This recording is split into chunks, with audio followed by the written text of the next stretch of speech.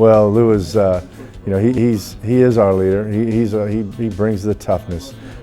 He's such a physically tough and mentally tough young man, and he's a fearless leader. I would say, he might be the primary reason we were able to go on the road and win 5 games in the league on the road in our first year was because of guys like him and the fortitude they have and the toughness they have. There's no back down in Lou Dabney.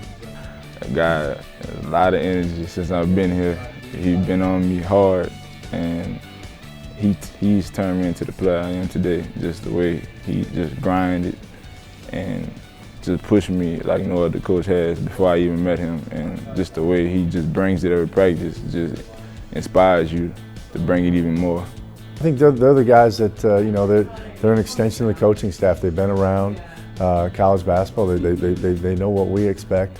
And they can give something from a leadership standpoint to the young guys, and be a voice for those guys and a resource for them to go to.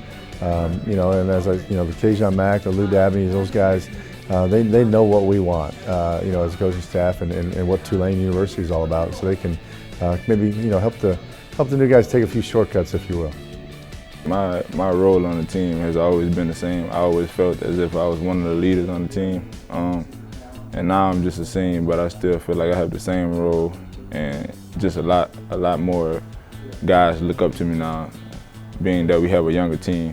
When I look at the league, I see so many guys that won awards last year or that were all conference type players, and they're back.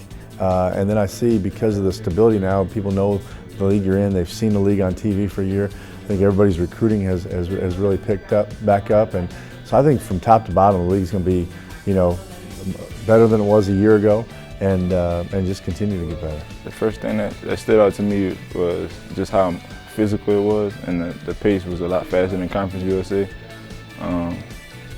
Conference USA was a great conference, but this conference just had a lot more competition in it.